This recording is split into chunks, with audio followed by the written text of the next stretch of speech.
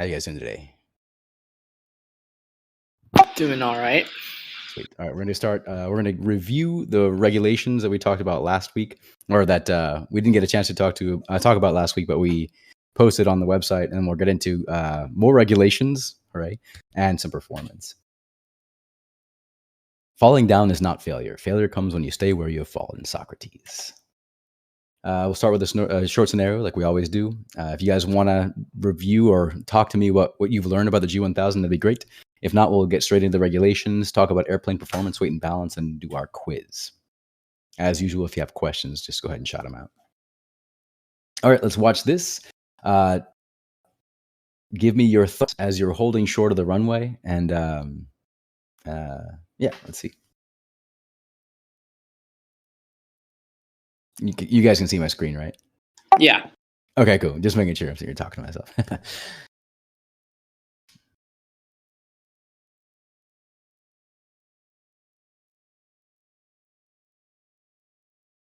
All right. So first of all, where are we on the airport? It's kind of hard to see this sign, but generally speaking, a red sign with white letters and numbers. What does that kind of tell you?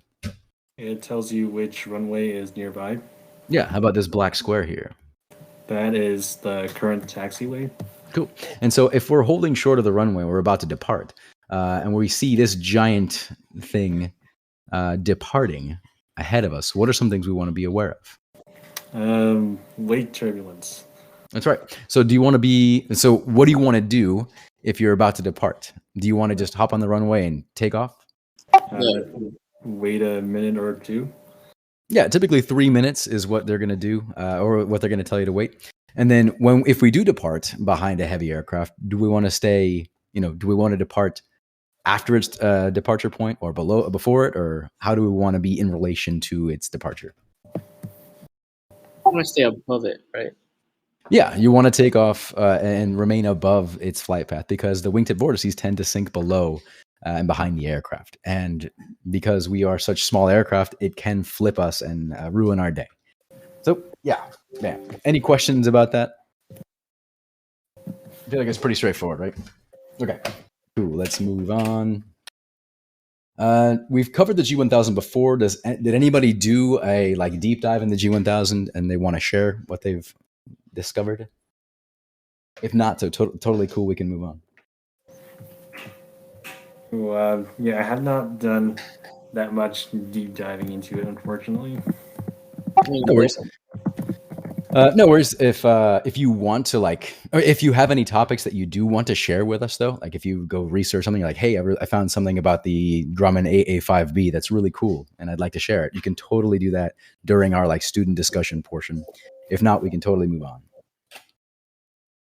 All right, so let's go back and review really quick what we covered. I made it available to everybody, so you should be able to go and see what we covered last time. But in general, let me draw here. Part 43, part 61, and part 91 are what we cover, or what I covered in the video last week. Part 43 is generally about maintenance. It covers preventative maintenance, anything having to do with taking care of your aircraft. Part 61 is how you earn your wings, and part 91 is how you keep them. So 61 governs things like your requirements for becoming a private pilot or a commercial pilot or an instructor. This is how you earn your wings. And part 91 covers things like rules of the sky and operating procedures and stuff like that. So in general, that's what these three are and what we covered last time. So if we were to look up what kind of preventative maintenance can I do? Which of these three would we look at? 43. Yeah, 43. If we're trying to figure out what altitude we should fly for a given flight, where's that going to be? 91. 91, exactly. Yeah, too easy.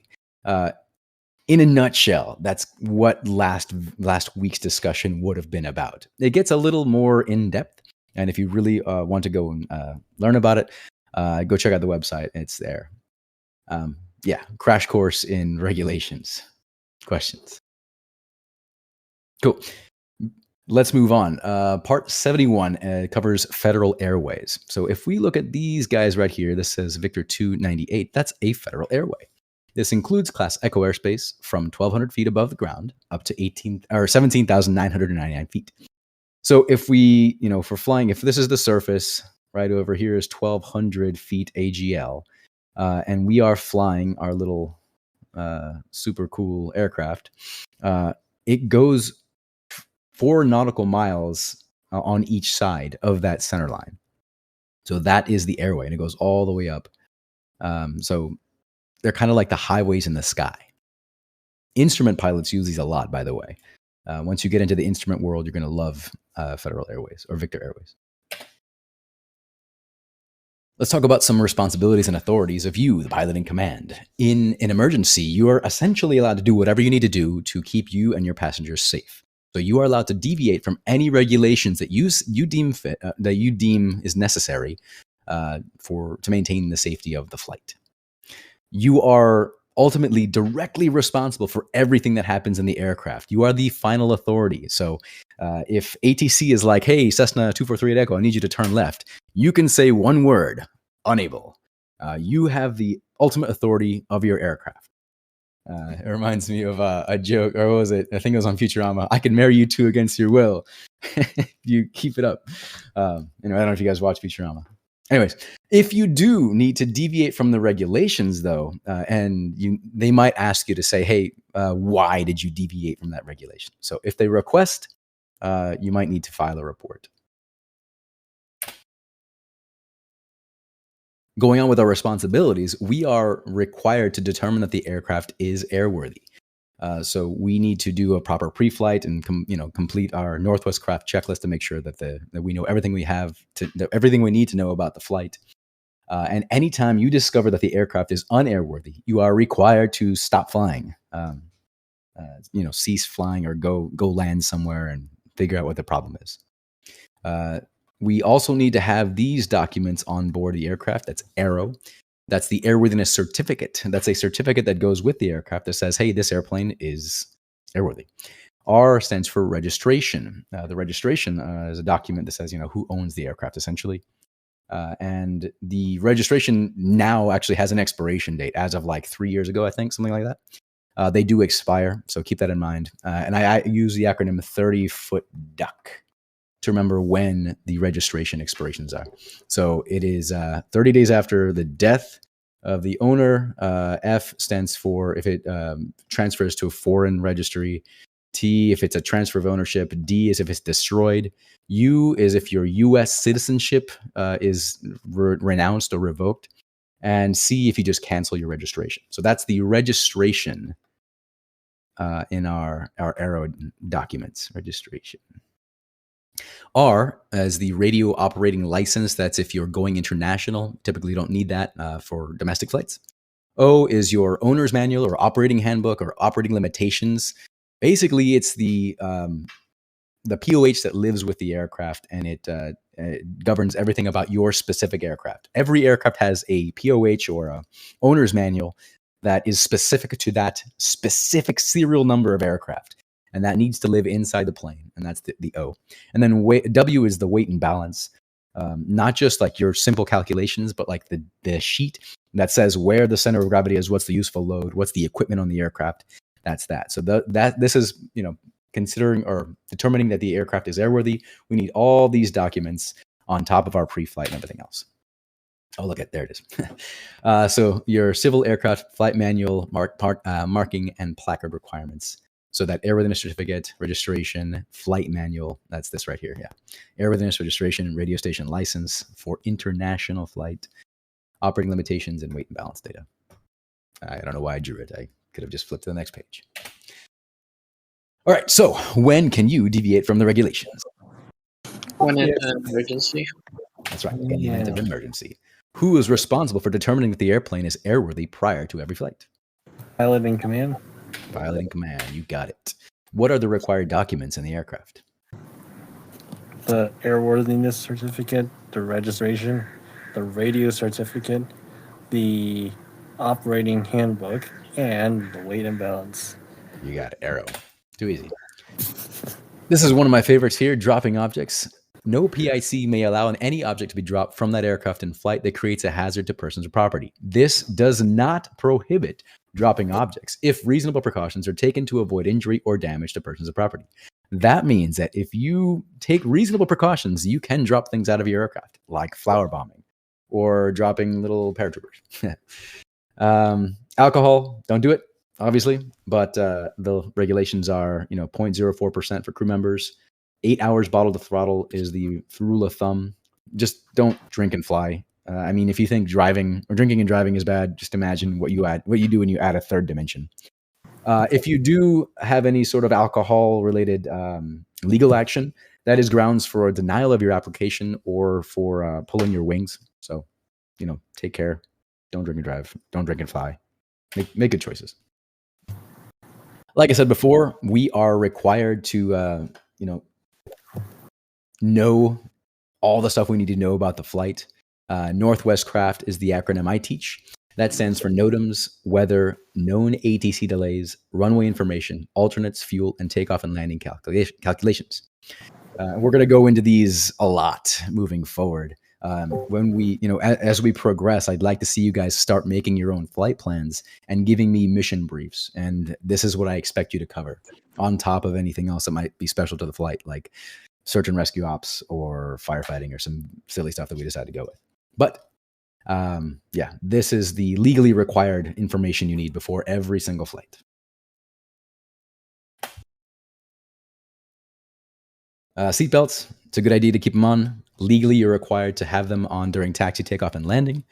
If you're a required flight crew member, you're supposed to keep your seatbelt on while you're at your station. You as the pilot in command are responsible to make sure that every occupant is briefed on how to use the safety belts and shoulder harnesses. So every time you see like the airlines giving their little spiel, their video or whatever, that is the pilot in command's responsibility. So if they didn't do that, the pilot would be on the hook for that. So you are supposed to notify all occupants to fasten their seatbelts during taxi, takeoff, and landing. So keep that in mind. Taxi, takeoff, and landing. And people are allowed to take their seatbelts off, but I would recommend keeping them on, especially in small general aviation aircraft. Like I said before, taxi, takeoff, and landing. Some exceptions: if you have a baby or someone who's not reached their second birthday, they can be held by an adult. And jumpers like paratroopers or skydivers can use the floor as a seat, but they still must use their safety belts. When I was in the Army, we had to use our mission belts as safety belts before every jump. Even the Army sticks to these regulations. All right, what does Northwest Craft stand for? I know there's NOTAMs, known delays, ATC clearances. Not quite. Close. There's weather. Weather, yeah. There's fuel.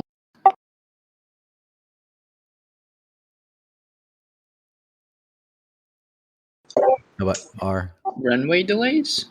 runways? Yeah. Alternates and takeoff and landing distance calculations. So let's actually talk about them a little bit. I probably should have pumped the brakes and talked about them. So NOTAMs stands for Notices to Air Missions. That's anything that the FAA or whoever has decided that, hey, you need to pay attention to this. Something has changed recently that you need to be aware of. Sometimes it's like a crane at the end of the runway, or there's a temporary flight restriction somewhere, something like that. Weather, you needed a good weather brief. We're going to cover weather a lot. I think there are 6 entire lessons devoted to weather in this course. ATC delays, if there's anything like a fuel shortage. Actually, a while back, there was a fuel shortage, and there was like a 15 aircraft line for the fuel station. And that was a huge delay. And so stuff like that, we definitely want to know about. Runway information is the length, the width, and the composition and the state of the runway. We want to know, do we have enough runway to land, or do we have enough runway to take off? Is this runway closed? Is it a gravel or grass runway, sand, that kind of stuff? Alternates. I always like to have at least 2 alternates for every flight. So if we are planning to go from Payne to Bellingham, ooh, that was terrible. I like to use Skagit Arlington and Skagit is my two alternates. So if this is Payne, this is Bellingham. I like to space them out, a third of the way, 2/3 of the way, and then all the way there, at least. Fuel. How much fuel do you have, or how much fuel do you have, and how much fuel do you need for the flight? Typically, what is the legal requirement? I don't know why I said typically. What is the legal requirement for fuel for VFR flight? You guys remember? At least 30 minutes reserve. Yeah, so you need to be able to get to your destination and loiter for 30 minutes at cruise speed to be legal. How about at night? 45? Yeah, same, and plus 45 fuel, 45 minutes of fuel. And we use the pilot operating handbook to determine, how much fuel we're going to burn in cruise. And then takeoff and landing distance calculations. Again, that's the POH. We're going to figure out what the required distance is, and that's typically done by like a test pilot. So it's always smart to add your own personal safety buffers for your takeoff and landing distance calculations. Let's talk about formation. Formation flying is legal. You must talk to every pilot in command of each aircraft in the formation beforehand. Prior arrangement is the word, right? So formation is allowed. Aircraft in distress have the right of way. I don't think you're allowed to fly formation if you have passengers for hire, though, without a letter of authorization or like a special waiver. So formation flying is authorized unless you've got passengers for hire. If two aircraft are approaching head on, like this, not in formation, just flying close to each other, each shall give way to the right. If two similar aircraft are converging, then if you've got two aircraft kind of converging on the same point here, then the aircraft on the right has the right of way. If you are coming to land, the lower aircraft has the right of way, but that doesn't mean you can just swoop in here and take advantage of it, right? Make good choices. And then aircraft towing or refueling also have the right of way over all engine-driven aircraft. In general, it comes down to like how maneuverable are you? Balloons are essentially unpowered. I mean, they've got like that little flamey thing here, but they're essentially unpowered, so they have the right of way over pretty much everybody. Gliders don't have an engine, so they have right of way over airships. Airships aren't as maneuverable as airplanes, so they have the right of way over airplanes and rotorcraft.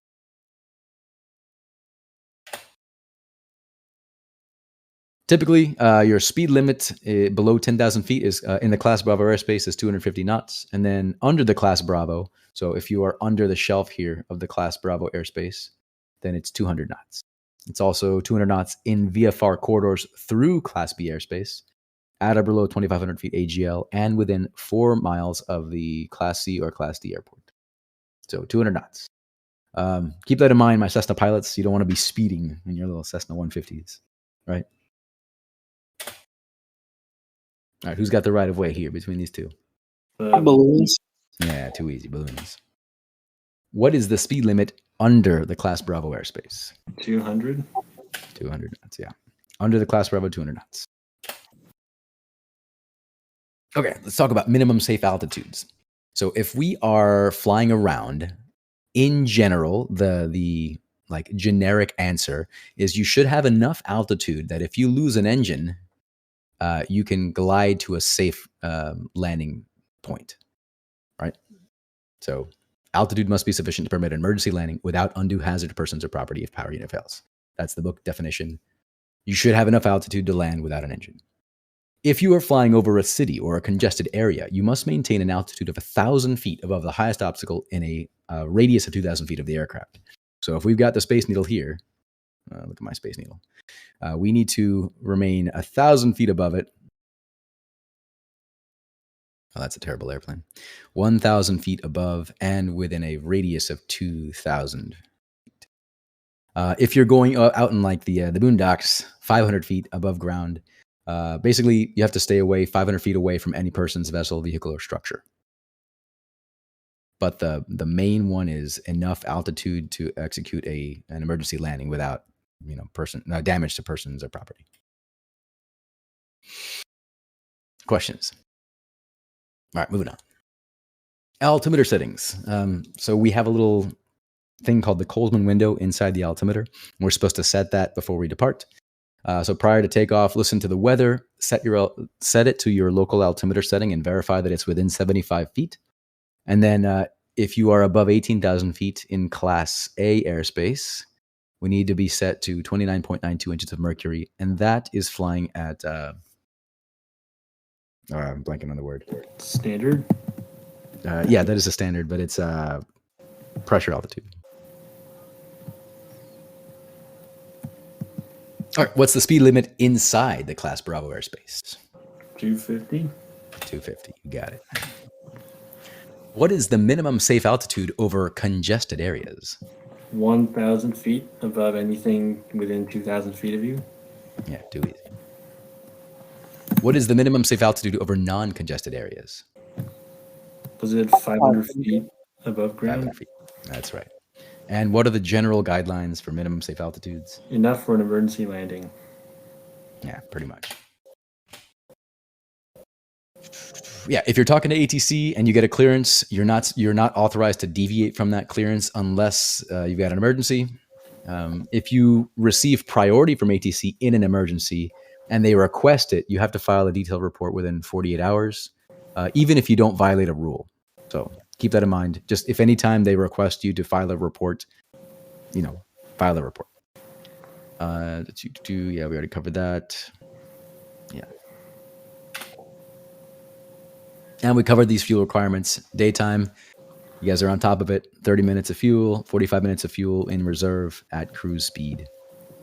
Got it. All right, who's got the right of way? Gliders. Yeah, that's right, the gliders.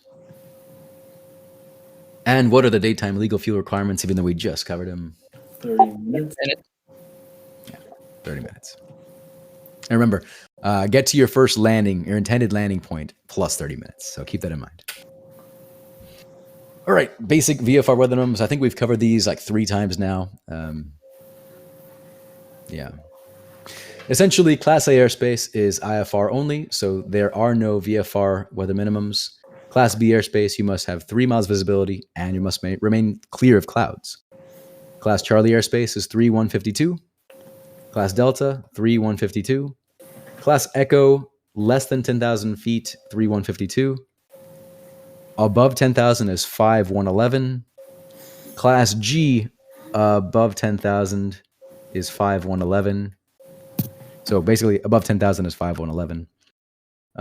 Class G, 1,200 feet or less above the surface is 1 mile clear of clouds. At night, it's 3152.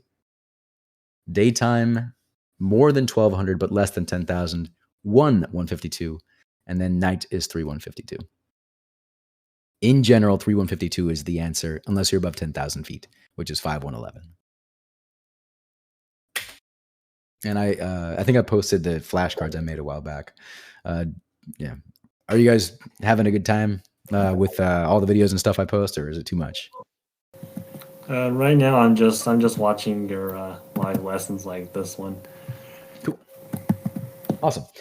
There is something called special VFR. So if we fly, or we're flying into Paine, for example, and in the Class Delta airspace, we need 3 miles visibility, and 1,000 feet above, 500 below, and 2,000 feet of horizontal separation. But let's say the weather is really, really terrible, and we can't do that. We can request something called a special VFR. We'll say, Paine Tower, Cessna 3 Echo request special VFR. They are not going to offer that to you because it basically brings all weather minimums down to Class Golf, 1 mile clear of clouds. That is not a lot of visibility. I'm an instrument-rated pilot, and that makes me uncomfortable flying VFR in 1 mile clear of clouds.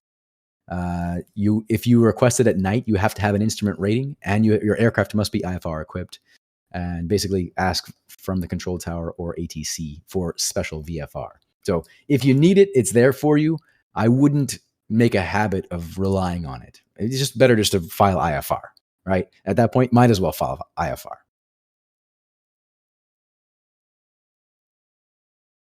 Right. So if we're cruising more than 3,000 feet, up to 18,000 feet, we're going to use our magnetic course and MSL. So if we're going from 0 to 179 degrees, we're going to use odd 1,000-foot altitude plus 500. So 3,500, 5,500, or 7,500. If we're heading generally west from 180 to 360 over here, we're going to have even 1,000 plus 500. So 4,500, 6,500, 8,500. And that what that does is if you're heading, west, you're going to be at 4,500. If you're heading east, you're going to have 1,000 feet of separation, 3,500. Make sense? Wait, is the magnetic course also the magnetic track? Yeah. So instead of like, if you plan your route, let's say we're going from Payne to Arlington, we've figured out our course is, let's say 010 true. And then we adjust using the deviation, and it turns out to be a course of 354, then we would actually be flying a even 1,000 plus 500. So you adjust it based on the variation of the planet. And you're not using your compass heading, you're using the actual magnetic course because of, the winds might be blowing you all over the place. Mm-hmm. Right. So it gives you 1,000 feet of separation from aircraft moving in opposite directions. And it also gives you 500 feet of separation from IFR traffic, because IFR traffic are going to do the same rule except the 500 part. So we'll be flying at 6,000 or 7,000 feet.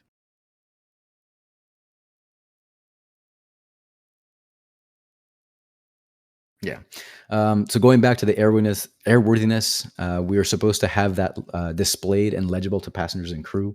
So when you do your aero check, make sure that it's visible inside the aircraft. Your registration doesn't have to be visible, but it must be aboard the aircraft. And if they do a ramp check, you have to be able to produce it.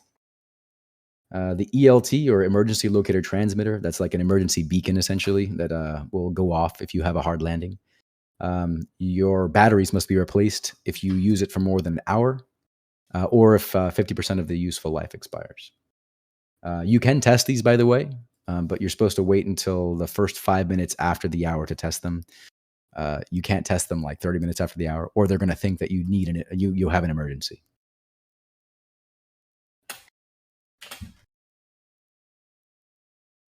I think we covered these before, but aircraft lights, you're supposed to have your nav lights on between sunset and sunrise.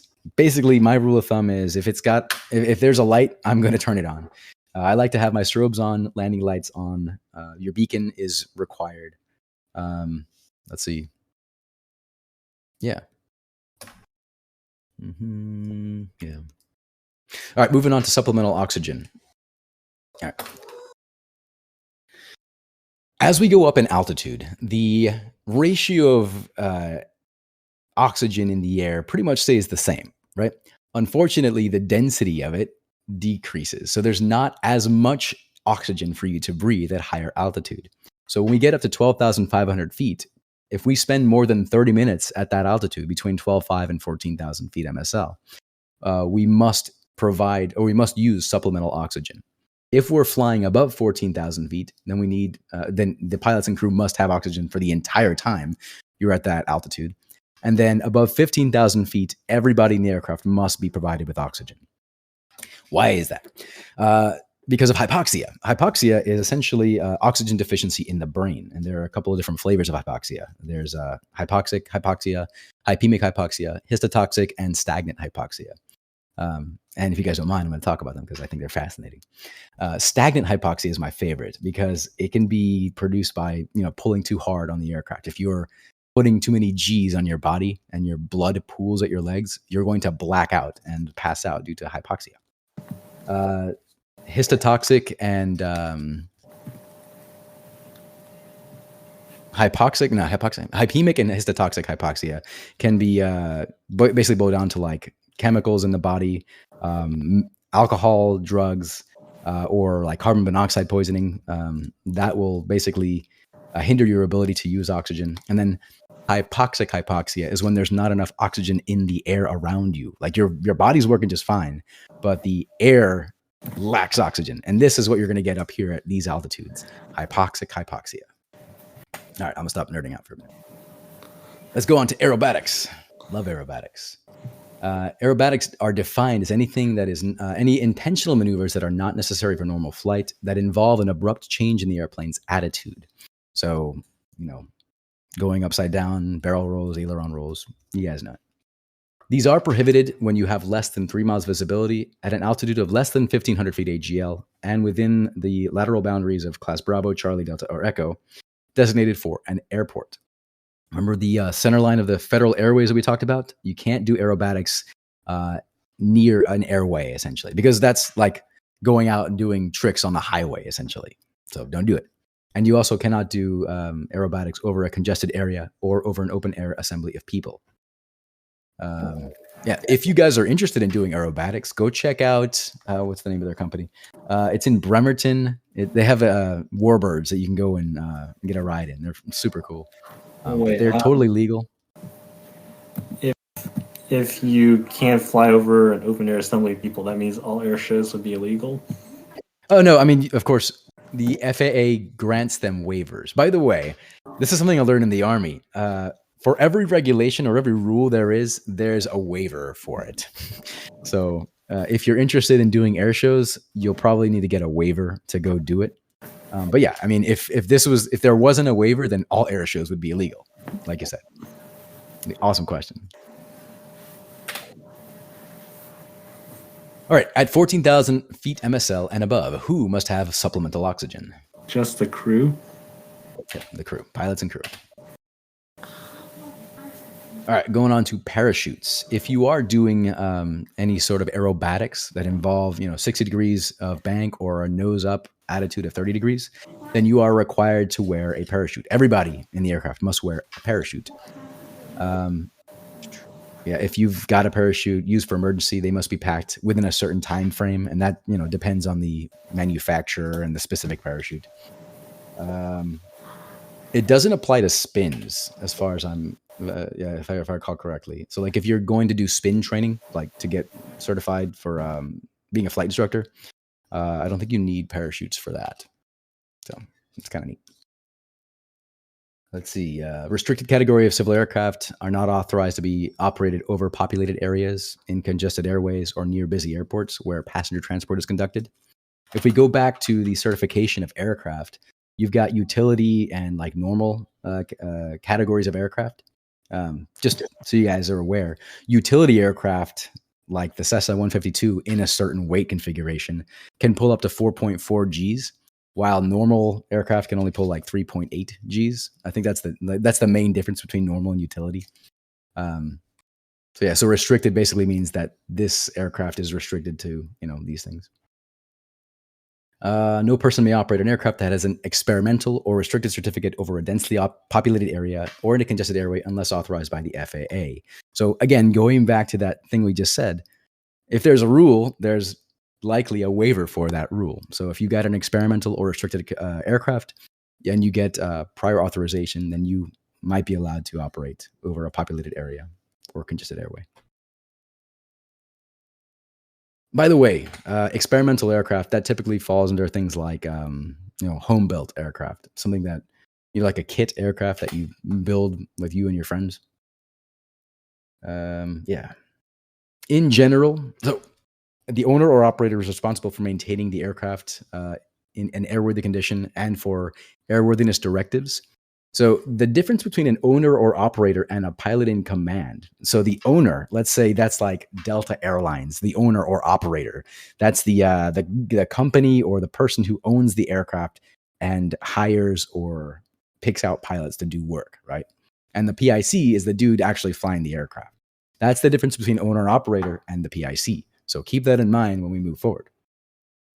The maintenance, the owner or operator must ensure that the appropriate entries are made in the maintenance logbooks. So the pilot in command is supposed to verify before we go fly that all the stuff are complied with, but it's the owner or operator that is like on the hook for making sure that those things are in the logbook. If you make a repair or if you do some PMCS, then you have to test the aircraft. You have to have a private pilot rating, at least, to test the aircraft to go put it back on the line. Oh, speaking of inspections, here is how we remember them. Aviate.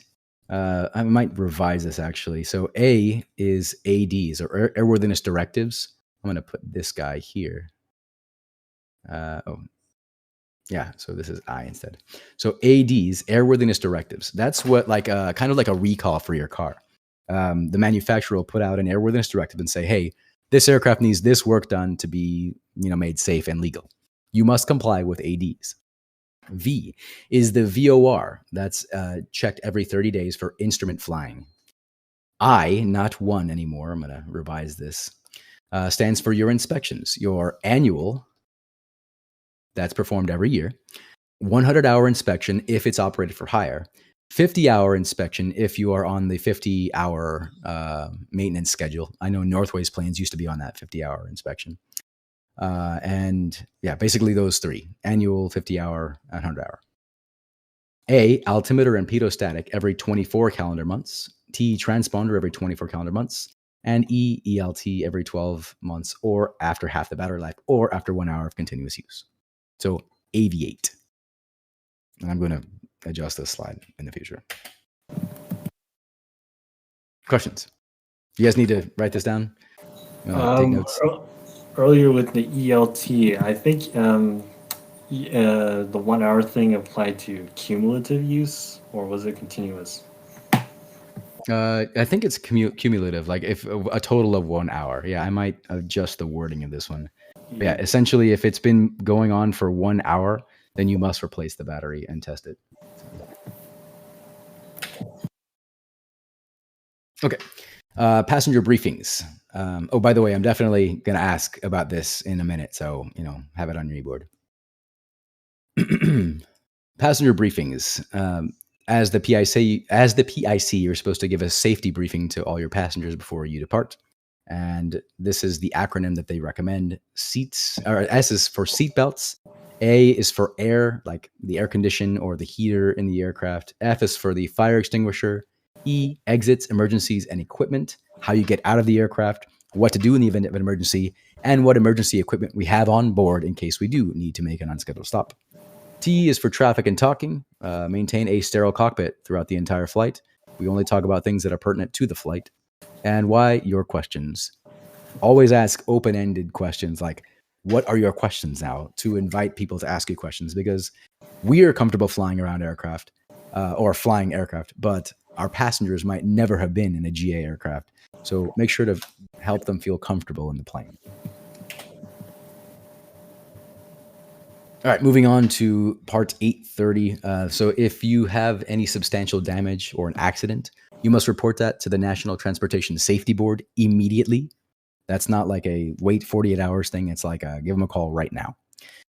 These must also be reported. If any crew member cannot perform their flight duties because of emergency or illness, an in-flight fire, flight control system malfunction or failure, so if your yoke or your elevators stop working for whatever reason, if an aircraft is overdue and you think that they might have been involved in an accident, if there's an airplane collision in flight, and if a turbine engine fails in flight. If there is an accident, an aircraft crashes or whatever, you're not supposed to move any of the wreckage except to save people who might be trapped or dying, to prevent it from getting further damage, or to prevent the public from injury.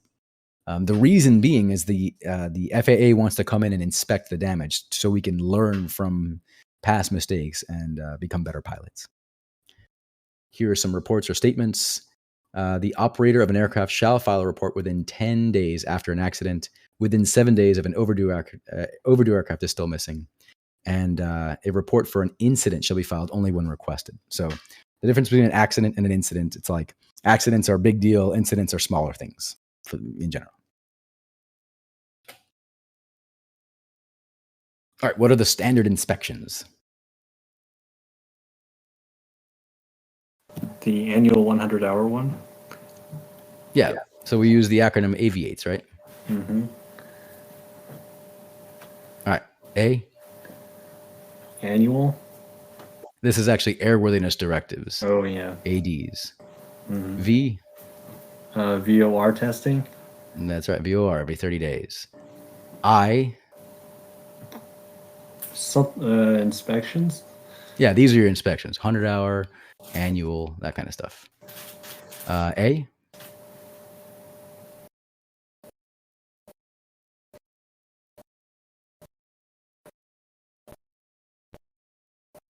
That's going to be your altimeter, pedostatic system, and then T, transponder, and ELT. Yeah. All right. Who wants to give me a standard passenger briefing? Pretend I'm your passenger. Oh, you say the Cessna 172 we are flying today has this door which you can get out of, and then we have a life vest in the back, something along the lines of that. Yeah. Did I misspell safety? I might have. No, I didn't. Yeah. So seatbelts. Show me how to work the seatbelts. Right. Mm-hmm. A is air. So if we point at like the air condition, the heaters, how to open the windows, make the person more comfortable. F. You guys remember? Fire Extinguishers. Yeah. Where's the fire extinguisher and how to use it? E. There are 3 things that we cover in E. Equipment was one of them. Yep.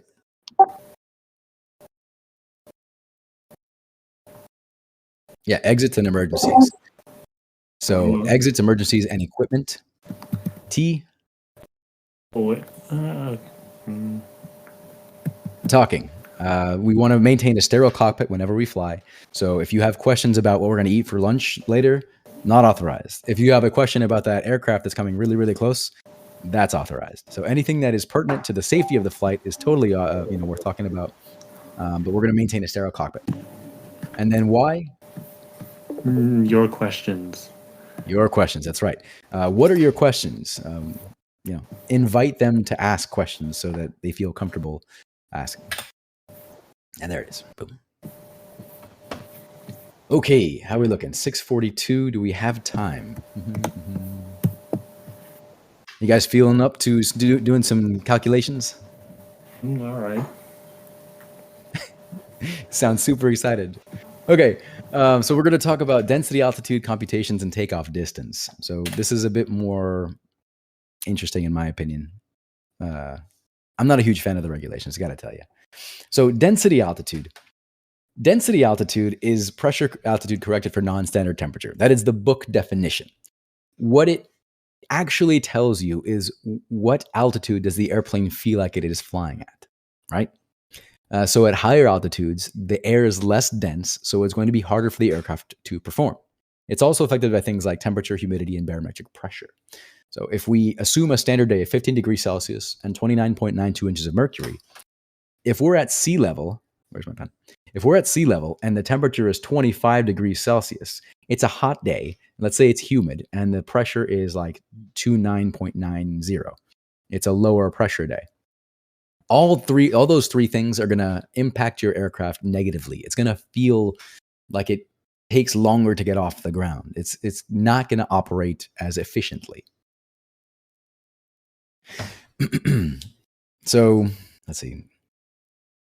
Yeah, like I said, if the air is less dense, like if the pressure is lower, there's not as much air for your wings and your propeller to grab onto and do stuff with, like generate lift.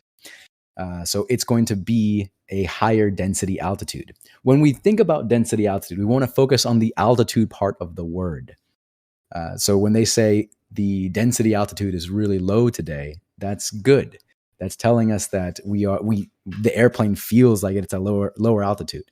If they say something like the density altitude is really high, that's implying that the altitude the airplane feels like it's flying at is really high, and it's not good for us. Yeah, like I said, temperature increases, air expands, it becomes less dense. Density altitude is also is increased by an increase in temperature. Does that make sense? Like I want to avoid like just reading word for word from the slide and have you guys kind of intuitively understand what the density altitude does. Do you guys know what I mean? Yeah. At first you said when the reading is like lower than standard, it said it's like not good for the aircraft. Yeah, like if you imagine low pressure day, let's say if you have a bunch of air and you compress it, it's going to be really easy for the wing to generate lift because it has more air to play with. If it's a low pressure day, then the aircraft doesn't have as much air to play with, right? Let's actually give me a second. So if we imagine, let's go out to the ocean, right? We're here at the ocean, we're on the beach, happy, and we go swimming. If you're at the top of the pool, or if you're at the top of the ocean, you're happy. It doesn't feel very high pressure, right? If we swim down to the bottom of the lake or the ocean, we're gonna feel that that all the weight of the air, of the water crushing down on us, right? Does that make sense? Yeah. Yeah. So here, if we imagine that we are living in a giant air ocean, we're at the bottom of that air ocean, and we've got the full weight of the air crushing down on us here at sea level.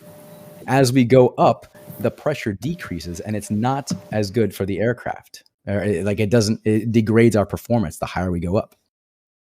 So if we are at a lower pressure day here at sea level, it's going to feel as though we're at a higher altitude, and it's going to degrade our performance.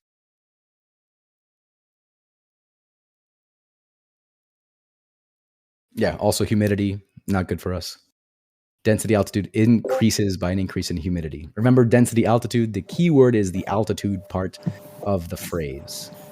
It's what the airplane feels like it is flying. Cold, dry air is good, low density altitude. Hot, humid air, low pressure, high density altitude, not good. Yeah, why do we care? It affects climb performance, takeoff distance, and propeller efficiency. So typically, we want a cold, dry day with high pressure because that's going to help us take off, help our propeller perform better. Yeah.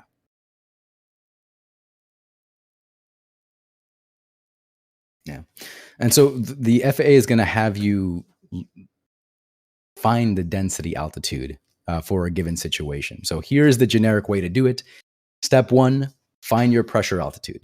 Step 2, adjust your airport elevation by pressing to pressure altitude by adding the conversion factor.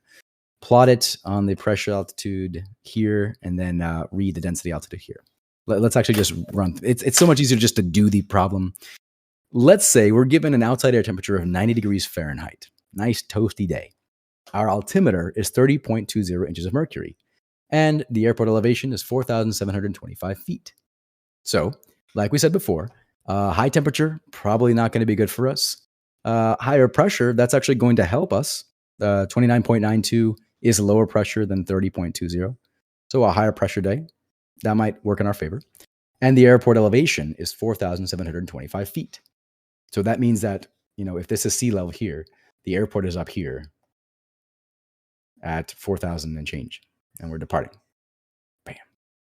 So the first thing we're going to do is find our altimeter setting over here. 30.20 inches of mercury. Bam, got it. Then we're going to add this number to our field elevation. So 4,725 minus 257 comes out to 4,468 feet. And you see, a higher pressure actually lowered our field's altitude, our pressure altitude. So that's good.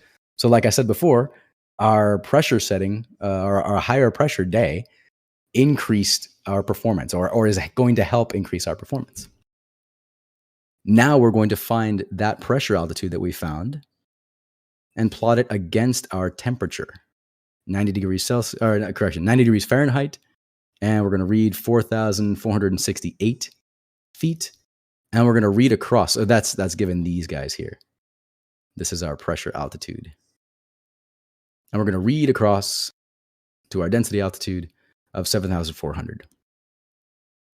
And you see that very high temperature day really kind of ruined our density altitude. We've got almost 3,000 feet that the airplane feels like it's flying, like an additional 3,000 feet. So while we're here, the airplane thinks we're way up here. Yeah, so that's density altitude. And this is how they're going to have you find it, by the way. Does that make sense? Yeah.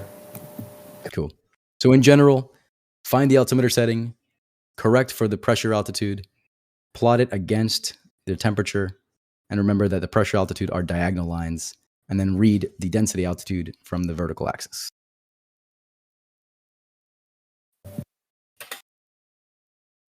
Boom. Takeoff distance charts. These are the worst. So things that affect our takeoff are going to be our high altitude, high temperature, high humidity. Like we said before, density altitude really degrades our performance. So we're going to use a takeoff chart to make sure that we can depart a certain field.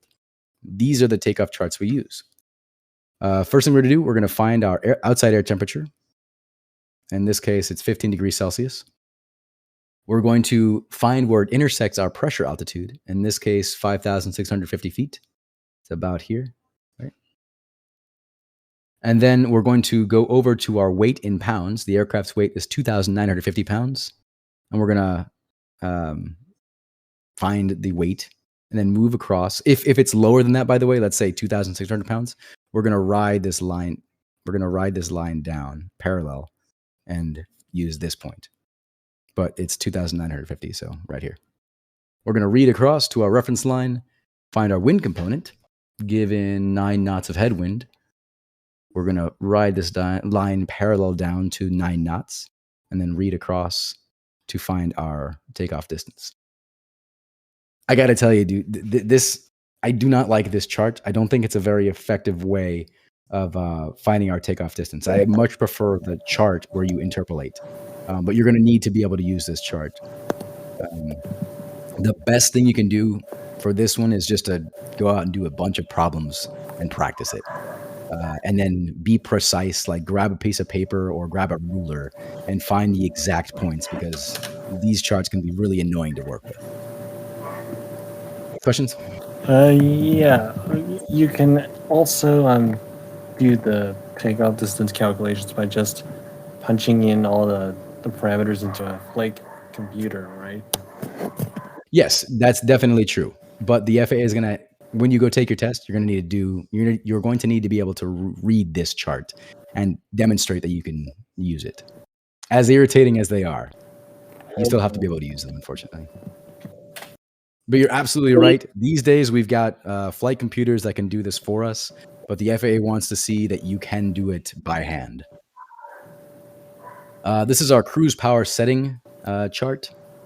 Some things to keep in mind. It's split up into 3 sections. A standard day is here in the middle. On the left, we've got a cold day, negative 20 degrees Celsius, and a hot day, plus 20 degrees Celsius from standard. So they might ask you things like, given this distance and this altitude, how long is it going to take and how much fuel you're going to burn? For example, if they say we've got a 400 nautical mile trip and we're flying at 8,000 feet on a standard day, our airspeed is going to be 161 knots, that kind of thing. They might ask the same question, but on a really cold day, minus 20 degrees Celsius. Bam. What if it's in between the cold days and standard day? Then we're going to need to interpolate. Yeah. And I think actually I had the interpolation equation here. Basically, it's what you like, the thing you want minus the lower one over the high one minus the lower one. And it's a ratio. So this is the interpolation formula. And we're going to do them later on. This is just kind of an introduction. But we'll definitely cover interpolation later on.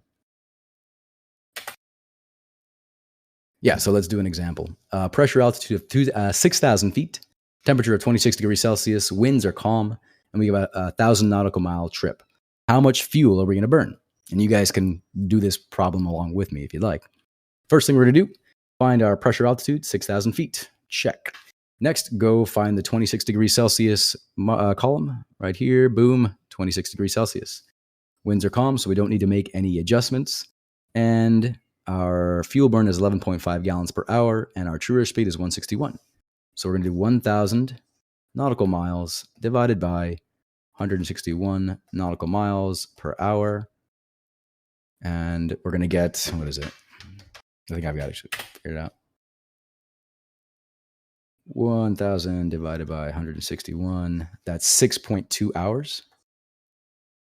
And then we take 11.5 times 6.2, comes out to 71.43 gallons. Yeah. And it comes out to 71.43. Do you guys get about the same? I'll assume you did. Let's do it. Boom. All right, we made it. 5 minutes to spare. We're going to bypass the 5-minute break and just get into it. Oh, before that, do we have any questions before we get to the quiz? Sweet.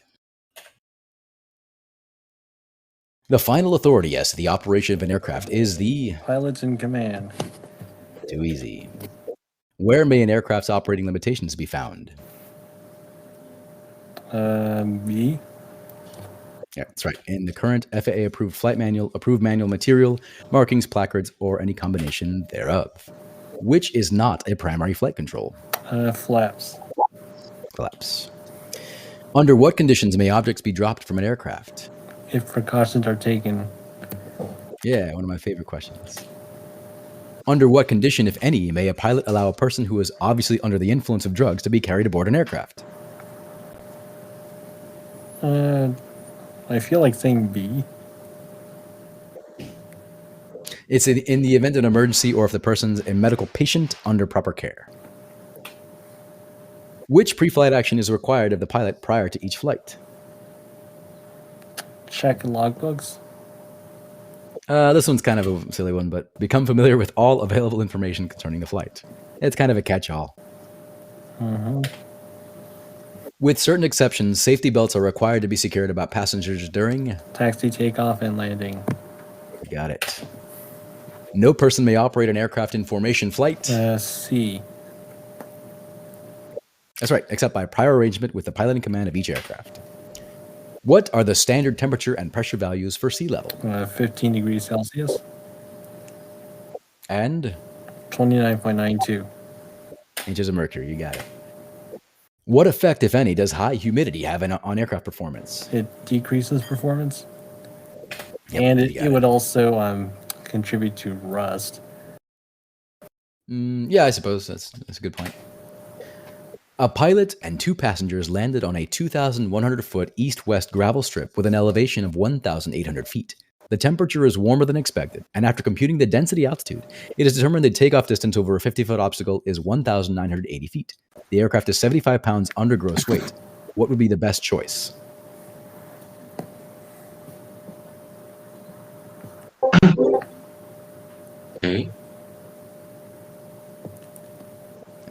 do you guys think? Yeah, so this one's C. Wait until the temperature decreases and recalculate takeoff performance. Yeah, in this case, especially if the FAA is involved, we always want to take the most conservative option. So, wait and recalculate. Yeah, actually, choice B would be kind of silly because if you were to take off successfully, then you would have to land again and pick up your passengers, right? Yeah, right, exactly. Okay, let's do some calculations. Determine the density altitude for the given conditions. Altimeter setting is 30.35, runway temperature 25 degrees Fahrenheit, and the airport elevation is 3,894 feet MSL.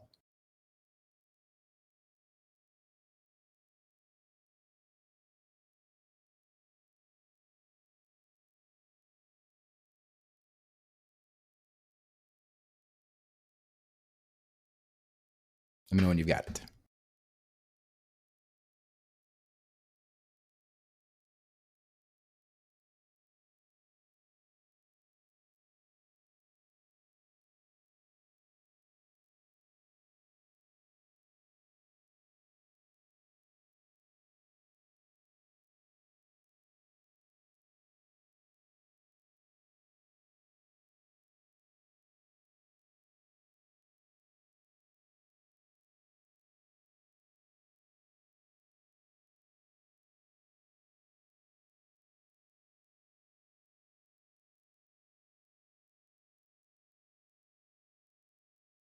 What do you guys think?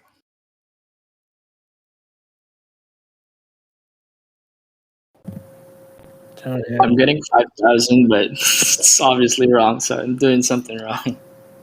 All right, so let's break it down here. The altimeter setting is higher than standard, right? So that's going to help us. Let's find it. 30.35. That's somewhere between these two, right? And it's going to be right in the middle. So we're going to take the average of these two. So 348 plus 440 divided by 2 comes out to 394. So negative 394.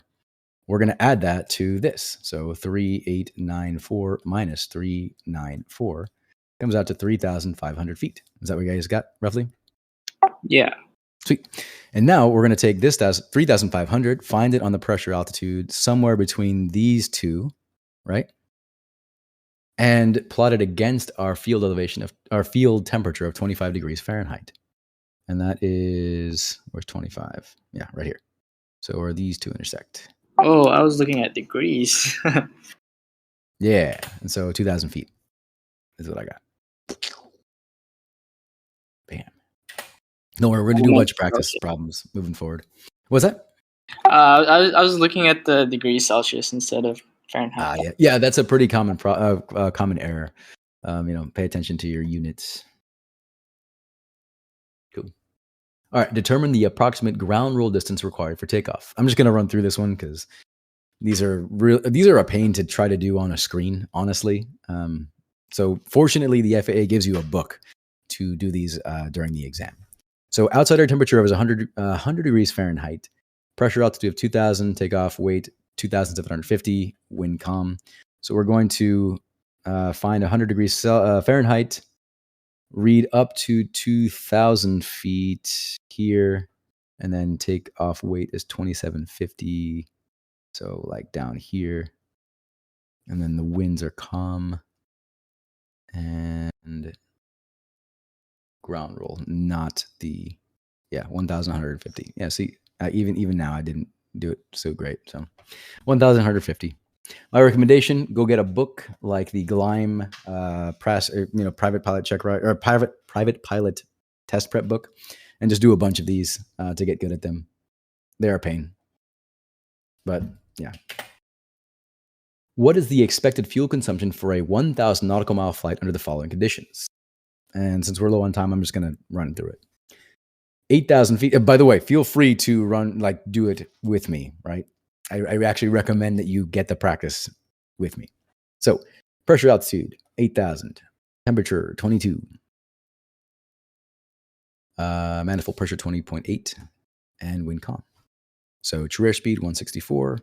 And fuel flow, 11.5. So 1,000.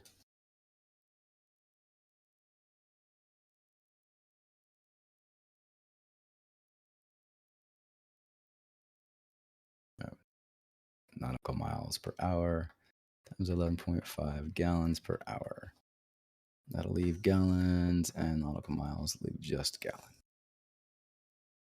So 1,000 divided by 164 times 11.5 comes out to, I got 70.1. What is the crosswind component for a landing on runway 18 if the tower reports the wind is 220 at 30 knots? This one's pretty straightforward. What do you guys think?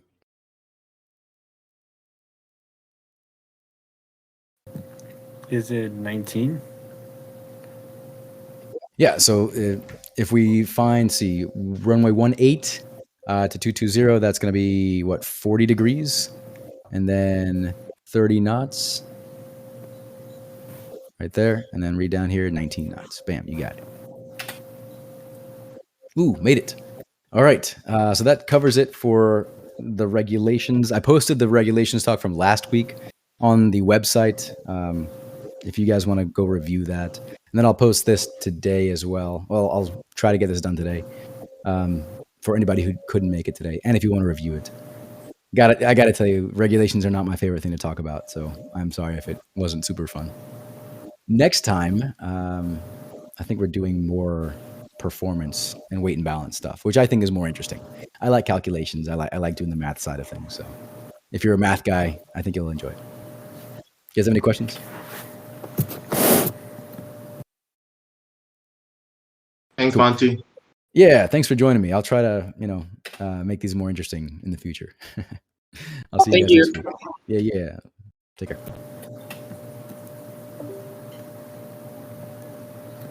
Thank you. Yeah, see ya. Yep.